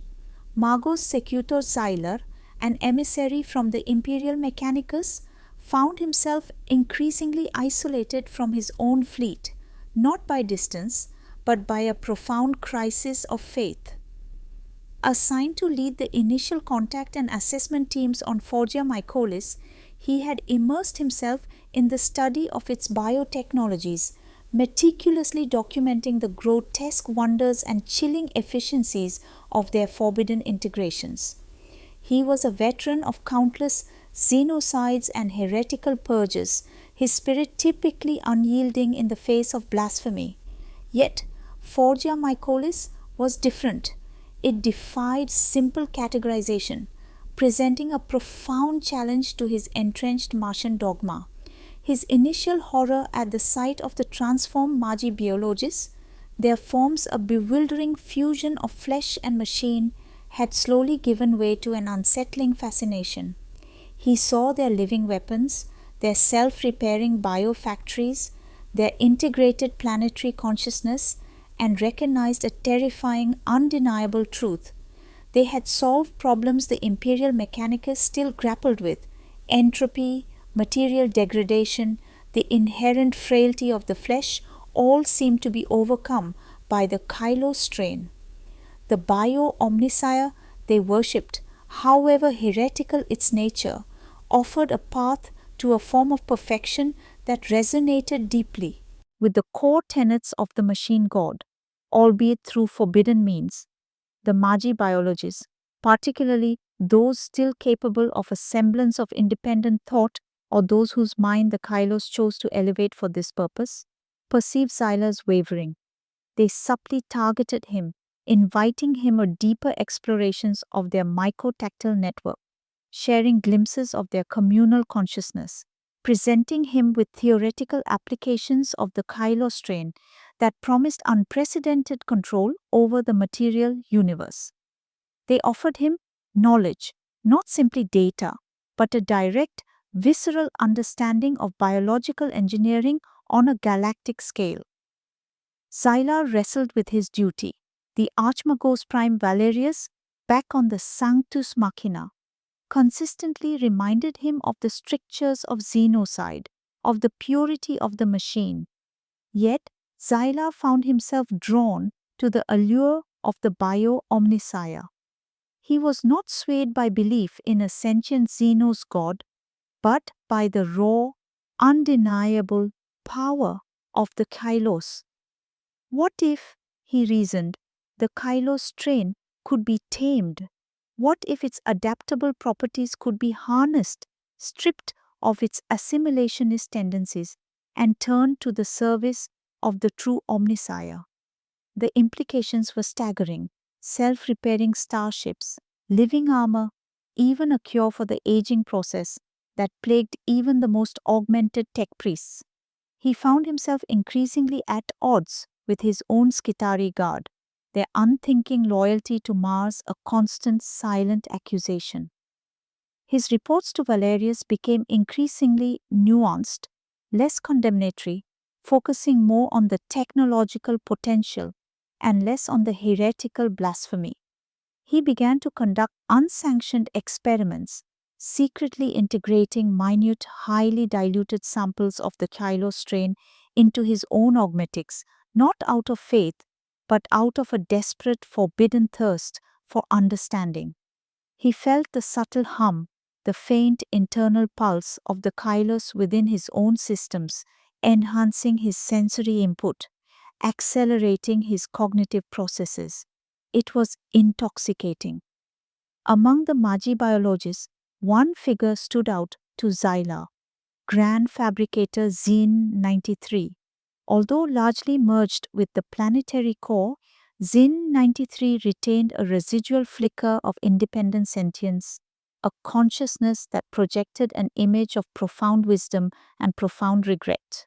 Xin 93, through carefully modulated data streams within the mycotactile network, channels he had secretly maintained from the Kylos' full control, began to communicate with Xylar directly.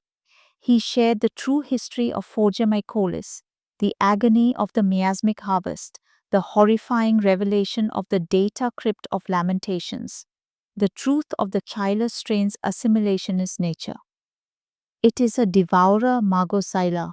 Xin 93's fragmented message resonated in Xylar's mind, a mournful echo. It offers power, but takes everything in return. We sought salvation and found a gilded cage. You see its wonders, but you do not see the chains. Xin 93 warned Xylar that the Kylos, now sensing an opportunity for wider galactic expansion, was actively manipulating both sides. It had guided the Void Bloom's beacon just enough to be detected, and it was now subtly influencing the Magi biologists to appear alluringly powerful, to tempt the Imperial Mechanicus into deeper contact, deeper integration.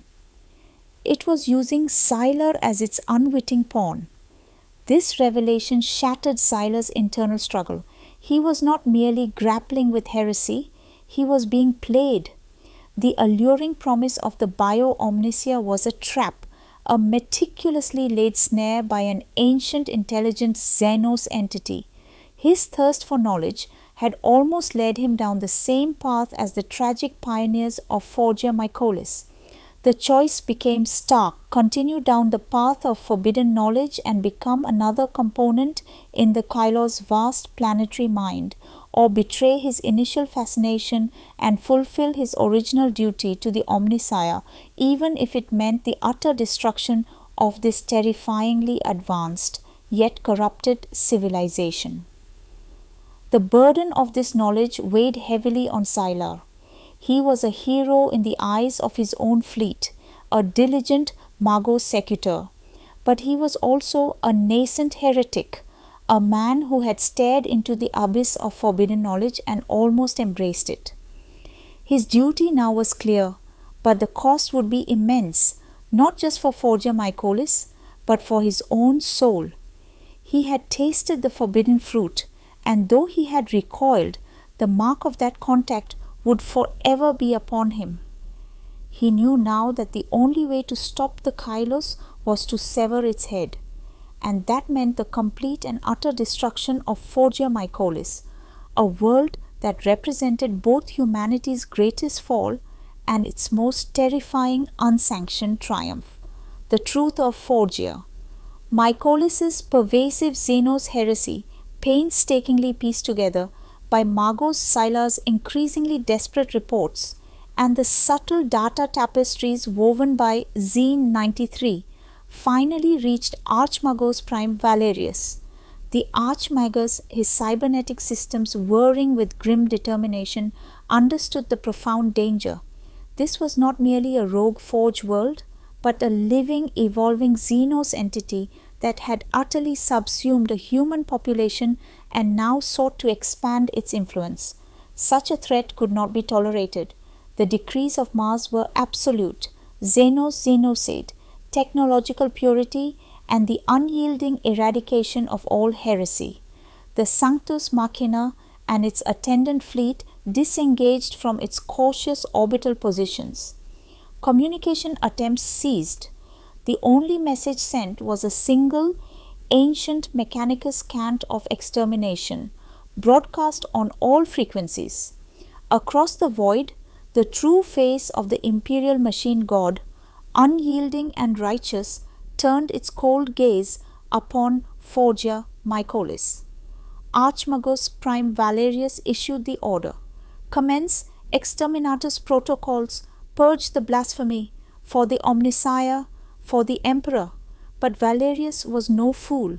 Sylar's reports had detailed the horrifying resilience of Forgia Mycolis, its self-repairing organic mechanical systems, and the integrated strength of the planetary Chylos.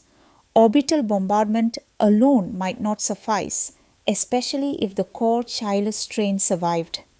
A Mechanicus crusade, supported by additional Imperial Guard regiments and a company of the zealous, fire-worshipping Firewatch Space Marine chapter, was already en route, having been summoned weeks prior at Sylar's initial dire warnings. They were poised to deliver the finishing blow. The full might of the Imperial Mechanicus descended upon the system. The Arch Mechanicus, Sanctus Machina, bristling with macro cannons and lance batteries, opened fire, its volleys of superheated plasma and coherent light lances tearing through the bioluminescent atmosphere. The smaller cruisers and escorts unleashed their cyclonic torpedoes and focused beam weaponry, targeting the orbiting biostructures, which pulsed and writhed as they were incinerated, their dying organic matter spraying across the void like a celestial hemorrhage. On the surface, Forgia Mycolis shrieked. The mycotactile network, once a harmonious collective, now reverberated with agony and terror. Theron 07, his form fully subsumed, projected waves of defiance through the network, urging his brethren to unleash their full might. The planet, now a living weapon, responded. Gigantic bioluminescent flora, some kilometers tall, pulsed with stored energy, acting as vast anti-orbital batteries, spitting bioplasma charges and organic projectiles into the void. The very ground rippled, forming defensive barriers of hardened chitin and pulsating muscle. The initial planetary assault began as waves of Skitarii legions and Imperial Guard regiments descended in drop pods and assault transports. They landed in designated purge zones, former biofactories and living cityscapes that now twisted into grotesque defensive positions. The Skitari, their bionic legs thrumming, their galvanic rifles spitting arcs of lethal energy, met the first line of defense, bio-servitors, larger and more horrific than anything the Imperium had ever designed. These were living machines, their limbs ending in razor-sharp claws, their bodies armored with layered chitin, some spitting corrosive bioacids, others emitting psychic screams that assaulted the minds of the Imperial forces. The Space Marines of the Pyre Watch chapter, clad in ceramite the color of volcanic ash, spearheaded the assault on critical core access points. Their bolt guns roared, unleashing a storm of explosive shells, their chainswords carving through pulsating biomass. But the Magi biologists were prepared. Their forms shifted and reshaped, adapting to the battlefield. Some, becoming bio-champions, grew formidable organic weaponry from their very limbs, their integrated chylos granting them incredible resilience and terrifying regenerative abilities. Others, the flesh scribes, acted as living conduits for the chylos, projecting psychic assaults and debilitating biotoxins through the mycotactile network, targeting the most vulnerable components of the Imperial forces. Magos Xylar, leading a dedicated unit of tech priests equipped with newly developed anti-chylos weaponry, focused sonic emitters and targeted bio-incinerators, drove towards the planetary core. His mission, as secretly communicated by Xene 93, was not merely to purge, but to destroy the primordial seed of the chylos strain, the ancient artifact discovered in the data crypt of Lamentations. He knew that if the root was not severed, the threat would merely re-emerge, perhaps on another world. The battle raged across the living surface of Forgia Mycolis. The verdant glow of the planet was now marred by the furious, incandescent flashes of Imperial weaponry and the explosive ruptures of dying biostructures. The air was thick with the scent of burning flesh, ozone, and the cloying sweetness of superheated organic matter. The mycotactile network, once a source of unity, was now a battle symphony of agonizing pain, defiant rage, and the cold, calculating intelligence of the chylos, desperately fighting for its survival and expansion. This was the darkest hour for Forgia Mycolis, but also its most terrifying demonstration of power. The Bio-Omnissiah, through its collective human host, unleashed a fury born of millennia of unchallenged growth, a desperate struggle against the very galactic order it had so unknowingly defied. The Imperium, in its righteous wrath, had found a foe unlike any other, an enemy that bled green, regenerated with unsettling speed, and wielded life itself as a weapon. The fate of Forgia Mycolis, and perhaps even a fragment of the galaxy, hung in the balance, a desperate, brutal war for the soul of a lost human world. The battle for Forgia Mycolis was a maelstrom of biomechanical fury and imperial righteous wrath. The planet writhed under the assault, its living architecture bleeding green plasma and spewing corrosive spores. Skitari legions marched into bio-organic flesh factories, their galvanic rifles incinerating everything in their path, while Pyre Watch Space Marines, their bolters thundering, carved their way towards the planetary core, each step a testament to their unwavering faith. But for every bioservitor incinerated, another rose from the pulsating ground. For every Magos biologist purged, the mycotactile network pulsed with increased ferocity, drawing strength from the very violence of the struggle. Magos Xylar, leading his specialized unit of anti-Xylos tech priests, fought with a grim determination that belied his earlier internal conflict. He had witnessed the horror of Forgia Mykolis' transformation, understood the insidious nature of the Chylos, and now knew that absolute destruction was the only path.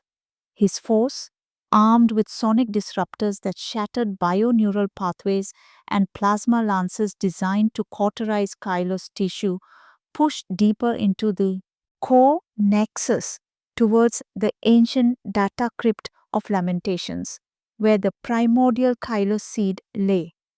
The closer they got, the more intense the resistance became. Margot's biologist Theron 007, his form now a colossal multi-limbed construct of hardened chitin and pulsating muscle, intercepted Xyla's vanguard. Theron 07 was no longer an individual but a direct extension of the planetary Chylos, his every action guided by its primal will. "You cannot sever us!" Theron 07 boomed, his voice a chorus of alien whispers and human screams, projected through the mycotactile network. "We are the true evolution, the bio-omnissiah. You are stagnation, death." He lunged, his organic weapons ripping through ceramite and flesh. Xyla's forces engaged Theron 07's vanguard in a desperate close-quarters battle within the pulsating organic corridors of the core nexus. The air was thick with bioacids, ozone, and the screams of dying men and disintegrating servitors. Xyla, wielding a relic power axe, fought with a ferocity born of conviction, knowing that Theron 07 was a critical node in the Chylos defense. With a well-aimed blast from a plasma pistol, he severed one of Theron 07's primary biolimbs, causing the titanic Margos to shriek in pain, momentarily disrupting the mycotactile network in that sector. Meanwhile, Grand Fabricator Zin 93, though largely fused with the planetary core, had been subtly manipulating the mycotactile network. He, the architect of their salvation and their damnation, had one final act of penance to perform. Through residual, hidden neural pathways, he sent a surge of pure, raw data to Xyla's ometics, the exact coordinates and shielding frequencies of the primordial Chylos seed within the data crypt. More than that, he transmitted a desperate, final plea. "The seed must be destroyed, Xyla, but know this: the planetary Chylos, it cannot be destroyed by external force alone. It will merely regenerate. You must sever this connection to us from within." Xyla understood. The planetary Chylos, nourished by the core seed, could adapt to any damage, eventually regenerating.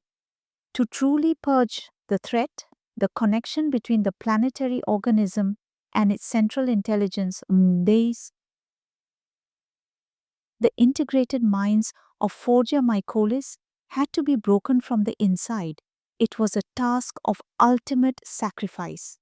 He fought his way through Theron 07's crumbling defenses, his remaining tech priests holding the line against the regenerating masses.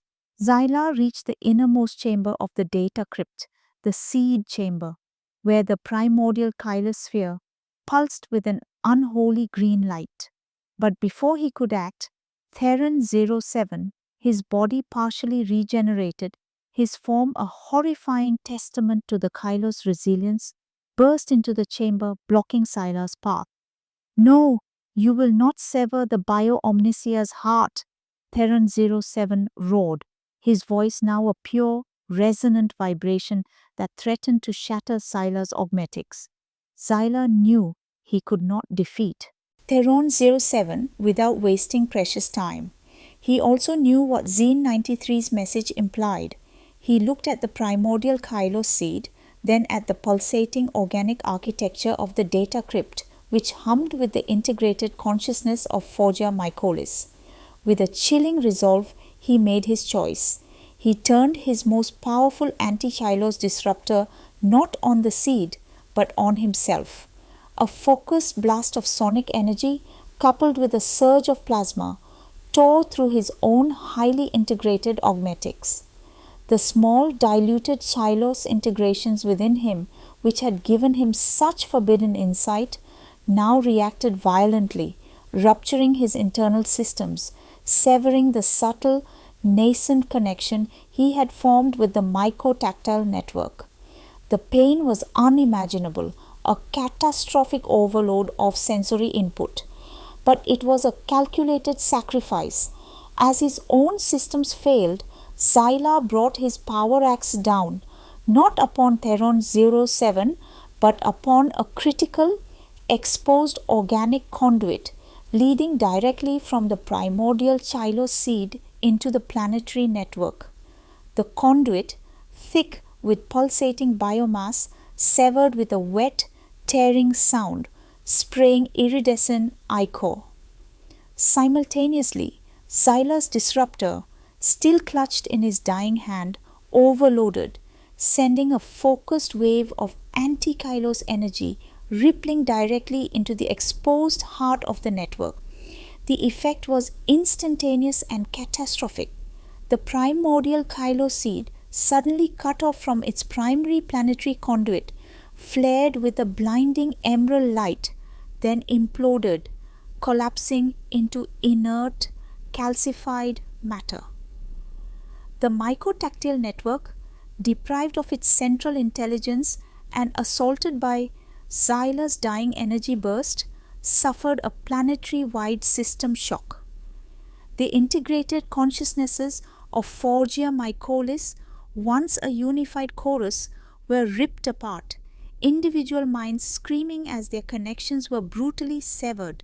Theron 07, robbed of the Kylose's direct control, stood frozen for a moment, his numerous eyes wide with incomprehension and horror, before his own vast, unstable form collapsed, dissolving into an inert pile of biomass. The planetary Kylose, though still alive, was disoriented, its vast intelligence shattered, its ability to coordinate, its immense physical form instantly crippled. On the surface, the living defenses of Forgia Mycolis spasmed, their coordinated attacks failing, their regeneration slowing. The Imperial forces, witnessing the sudden inexplicable collapse of their foe, renewed their assault with unbridled ferocity. Magos Zyla, his purpose fulfilled, his body a ruined mess of failing augmetics and ruptured biomass, sank to the ground, a single glowing optic sensor flickering out as the last vestiges of his individual consciousness faded into the dark. He had made his terrible choice, sacrificing himself and the forbidden knowledge he carried to break the insidious hold of the bio-omnisia. His was a salvation born of grim, self-inflicted heresy, a hero's burden paid in blood and oblivion. The sudden, agonizing silence that descended upon Forgia Mycolis was more terrifying than the din of battle. With the primordial Kylose seed destroyed and the mycotactile network crippled by Magos Zyla's ultimate sacrifice, the planetary Kylose's coordinated defense collapsed. The vast living war engines that had so fiercely resisted the Imperial assault stuttered and failed, their organic components dissolving into inert sludge or calcifying into grotesque statuary. The Magi biologists, their collective consciousness violently torn asunder, suffered a catastrophic psychic backlash. Many collapsed, their bodies racked by uncontrolled spasms, their intricate integrations violently rejected, leading to agonizing death or a vegetative state. The Imperial forces, initially disoriented by the sudden shift in the battlefield, soon understood the significance of what had transpired.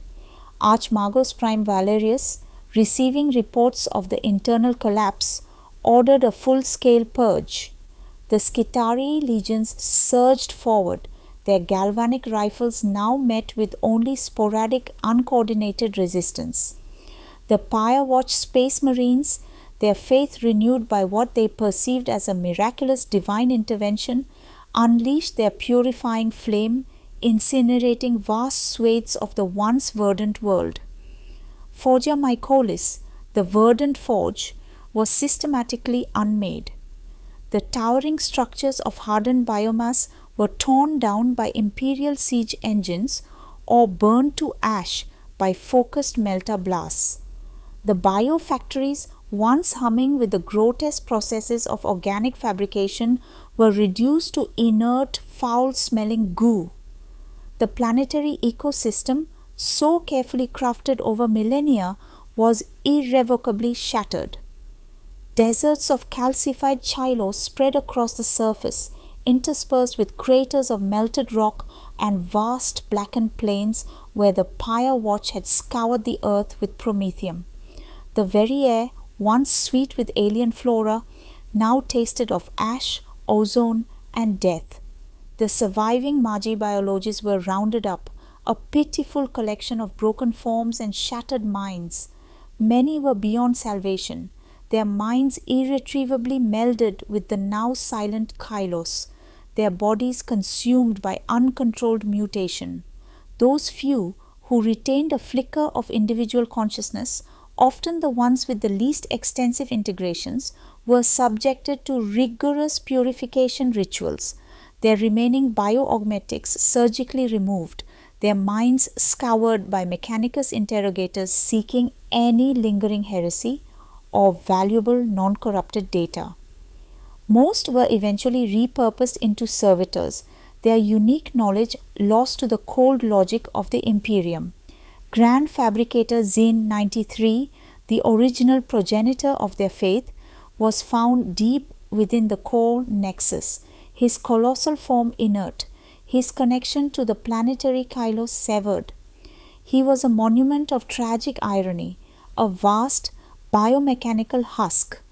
Scans indicated that a minute spark of his original consciousness might still linger, but it was too weak, too feeble, fragmented, to be retrieved or questioned. He became a cautionary exhibit, his immense, calcified body left as a testament to the perils of forbidden knowledge. His ultimate fate, a silent, cosmic lament. The Imperial Mechanicus suffered grievous losses. Thousands of Skitari, hundreds of Imperial Guardsmen, and dozens of Space Marines had fallen to the grotesque bioengineered horrors of Forgia Mycolis. The Sanctus Machina itself bore numerous scars, its hull pitted and scorched by the planet's desperate final resistance. The cost in material and manpower was immense, a heavy price for the eradication of a single, isolated heresy. Archmagos Prime Valerius oversaw the methodical salvage operation. Imperial tech priests scoured the ruined world, meticulously identifying and isolating any unique biomechanical technologies that might be extracted and purified. Their primary focus was on the Kylos strain itself. While the primordial seed had been destroyed, residual biomass of the chylus was found deeply embedded within the planetary crust and within the surviving Magibiologists. These samples were deemed too dangerous for direct study.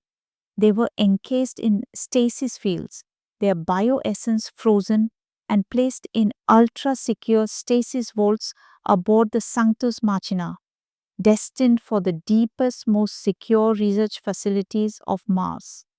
The knowledge of a biological entity capable of such vast assimilation, even in its broken state, was too dangerous to ignore entirely and too horrific to unleash. The system of Forgia Mycolis was declared perdita perpetua, forever lost. Astropathic charts were updated with warnings of extreme xenological and heretical contamination. Orbital defenses, no longer needed, were nonetheless put in place, automated plasma batteries and minefields to ensure that no inquisitive Xenos or rogue Mechanicus elements would ever again stumble upon its ruins. The star veil that had once trapped the explorator fleet was enhanced by psi dampening fields, obscuring the system from astropathic detection. But the cleansing was not absolute. Deep beneath the ravaged surface, in pockets of calcified biomass, minute, dormant spores of the Shiloh strain persisted. They lay quiescent, awaiting the faintest breath of life, the smallest surge of energy, to begin their slow, patient process of regeneration and expansion once more. The planetary chylus had been broken, its consciousness shattered, but the fundamental essence of the Xenos organism, its relentless drive to adapt and assimilate, remained. It was a latent scar, a biological time bomb buried deep within the ruins, a whisper of a threat that the Imperium, in its short-sighted victory, had failed to completely eradicate. The verdant forge was now a verdant scar, a monument to a forgotten tragedy and a lingering, potent danger. The tragic tale of Forgia Mycolis, once a vibrant heresy, now a verdant scar, became a dark legend whispered in the shielded data looms of the Adeptus Mechanicus. It was a chilling testament to the perils of forbidden knowledge, the insidious nature of Xenos contact, and the ever-present threat of technological deviancy. The official records of the Sanctus Machina designated the entire event as the Forgia Mycolis contamination, a cautionary tale taught to junior engineers about the immutable purity of the machine and the abhorrent weakness of the flesh, particularly when combined with alien influence. Archmagus Prime Valerius, though lauded for his decisive action, carried the heavy burden of the campaign. The immense losses, the disturbing resilience of the Shiloh strain, and the sheer audacity of an entire forge world embracing such profound heresy left an indelible mark on his ancient cybernetic soul. He ensured that the memory of Magos Xyla's sacrifice was honored, albeit with careful editing. Xyla was posthumously declared a saint of the Omnissiah, a hero who infiltrated a Xenos cult and selflessly purged it from within. The true, complex nature of his internal struggle, his near fall to heresy, and his agonizing forced choice were purged from the official narrative, deemed too dangerous, too demoralizing for the rigid dogma of the Mechanicus. The salvaged, inert samples of the Kylos strain, now locked away in stasis vaults on Mars, became objects of both intense fascination and profound dread. High-ranking Magi biologists and forbidden xenotechnicians studied them under the most stringent security protocols, seeking to understand its adaptive properties, its self-repair capabilities, and its unique energy signatures. They sought to extract its pure technological essence, to reverse engineer its efficiency, while simultaneously striving to eliminate its assimilationist and sentient traits. But progress was slow, agonizingly fraught with risk. Many experimenters, despite their protective measures, found their augmetics subtly altered, their minds plagued by faint, resonant whispers, the lingering echo of the Kylo's pervasive consciousness, even in its dormant state. The true fate of these deep-vaulted samples and the potential for their unwitting manipulation remains one of the darkest secrets of Mars. Within the myco-tactile network, the shattered consciousness of Grand Fabricator Xene 93, the original architect of Forgia Mycolis, became a spectral echo. His immense, calcified body remained as a landmark in the ravaged core, a monument of despair. However, due to his extensive integration and his unique, almost psychic connection to the planetary Kylos, a minute fragment of his being had persisted, dormant, intertwined with the scattered remnant spores. He was no longer Xene 93, but an imprint, a ghostly resonance of a once brilliant mind, now eternally bound to the broken Xenos. His legacy was one of monumental failure, a cautionary tale of good intentions twisted into profound damnation. The tale of Forgia Mycolis, scrubbed and sanitized for wider consumption, permeated the collective consciousness of the Adeptus Mechanicus. It became a byword for the dangers of unsupervised research, the unforgivable sin of xenophilia, and the fragility of even the most dedicated tech priest's faith. The Pyre Watch Space Marines, who had bathed the world in holy fire, added the verdant scourge to their litany of xenocides, their chaplains using its destruction as a sermon on the purity of the Emperor's divine purpose. However, the true legacy of Forgia Mycolis remains an ominous question mark. Deep beneath the verdant scar, in the impenetrable bedrock of the shattered world, the minute dormant chylus spores lay waiting, unseen by imperial censors, untouched by purifying flame. They slowly, infinitesimally began to expand. They were not intelligent in their current state, merely instinctual, driven by the primordial directive of their ancient creators to adapt, to consume, to unify. Given enough time, enough ambient energy, enough raw biomass, a passing comet, a stray probe, a desperate survivor, the Kylo strain would begin its slow, patient re-emergence. The lore of Forgia Mycolis echoes through the vast data looms of the Imperium, a permanent reminder of humanity's capacity for self-deception and the galaxy's endless terrifying horrors. It is a tale of innovation born of desperation, of a twisted salvation, and of an ultimate sacrifice that merely postponed the inevitable. In the grim darkness of the far future, where there is only war, even a destroyed forge world can hold secrets that threaten to blossom once more, turning despair into a new, insidious doom. The Kylo strain, dormant but never truly defeated, remains a spectral threat, a living scar on the face of a forgotten world, awaiting its opportunity to once again whisper the alluring promise of the bio-omnissiah to an unsuspecting universe.